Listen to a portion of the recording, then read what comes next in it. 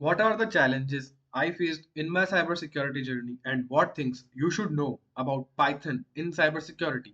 Hey guys, welcome to my channel Cybersec Harsh and welcome to this series Python for Cybersecurity. I will be exploring how to use Python programming language to tackle the real world cybersecurity tasks. In this series, I will cover variety of topics including scripting, penetration testing, network security, malware analysis, and data analysis.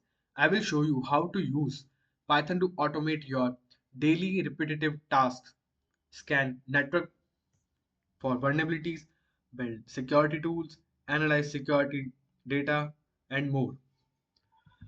This series will be gone in English and Hindi both. Whether you are a beginner to Python or an experienced programmer, this series will provide you a solid foundation in using Python for cybersecurity tasks.